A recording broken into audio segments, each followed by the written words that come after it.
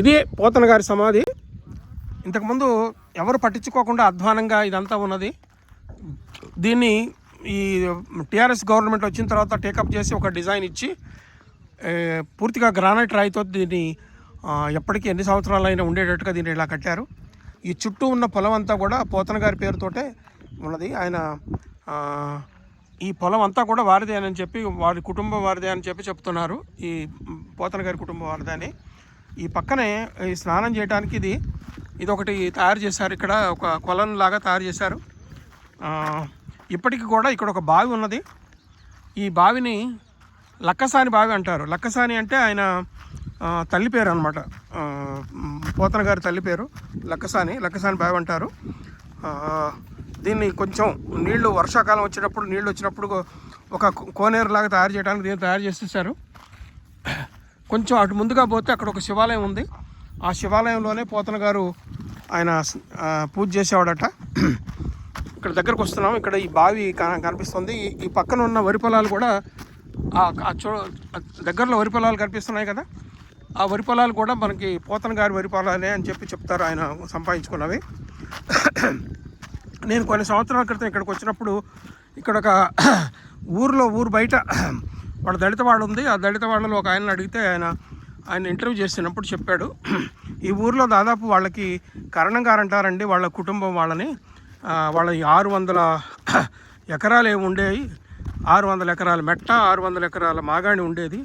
అదంతా ఊళ్ళో వాళ్ళకి చాలామందికి ఇచ్చారు. ఇక్కడ ఊళ్ళో ఉన్న పొలాలు, ఎక్కువ పొలాలు వాళ్ళవే అని చెప్పారు. ఇంకో ఇది బావి అండి, దీన్నే లక్కసాని బావి అంటారు. పాత బావికి దీన్ని కూడా కొంత డెవలప్ చేశారు. ఈ పాత బావి ఎట్లా ఉందో కూడా ఇక్కడ మనం చూడవచ్చు. ఇంకా బావి ఉంది, పాతకాలపు కట్టడం కనిపిస్తూ ఉంది మనకి. ఆ కింద ఆ చెత్త నీళ్లు ఉన్నాయి. గీసాలు వేసి బాధ్యత లేకుండా మనవాళ్ళు పని చేస్తుంటారు కదా.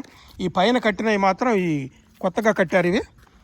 ఈ గోడ ఒకటి కొత్తగా కట్టారు. ఇంతకుముందు మేము దాదాపు ఒక 10 సంవత్సరాల క్రితం వచ్చినప్పుడు ఇక్కడ మోట ఉండేది, అంటే మోట బావిలాగా ఉండేది అనమాట ఒకప్పుడు ఇది. ఈ మోట బావిని అలా మార్చారు. ఇప్పుడు కూడా ఇక్కడ చుట్టూరు వరి పొలాలే ఉన్నాయి. ఈ ప్రాంగణం అంతా కూడా ఒక చిన్న మ్యూజియం లాగా డెవలప్ చేస్తున్నారు.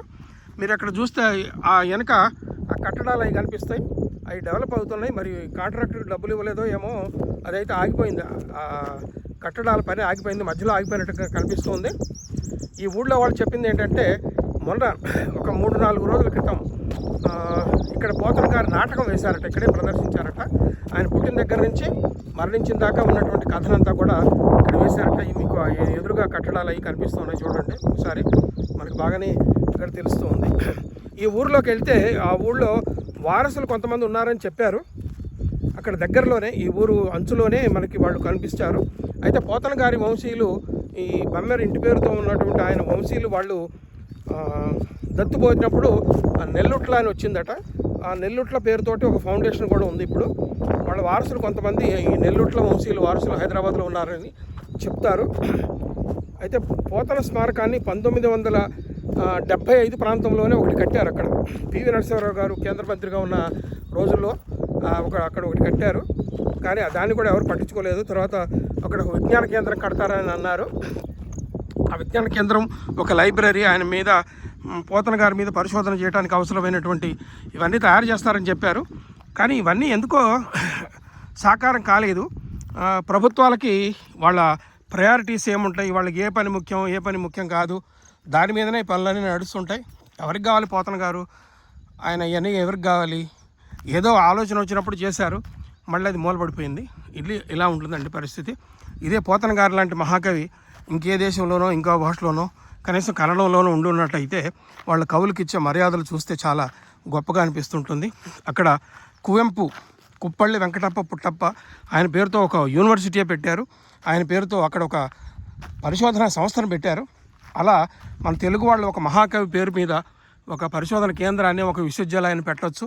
నల్లగొండలో యూనివర్సిటీ పెడుతున్నారా అని అన్నప్పుడు పోతన గారి పేరు పెట్టండి అని చెప్పి, మహాకవి బమ్మెర పోతన విశ్వవిద్యాలయం పెట్టండి అని చెప్పి సజెస్ట్ చేసిన వాళ్ళలో నేను కూడా ఉన్నాను. కానీ ప్రభుత్వం వెళ్ళలేదు. వాళ్ళు ఇంకొక పేరు పెట్టారు. అది దాన్ని రాజకీయం చేయాల్సినటువంటి అవసరం లేదు. కానీ మన ప్రయారిటీలు అట్లా ఉన్నాయి.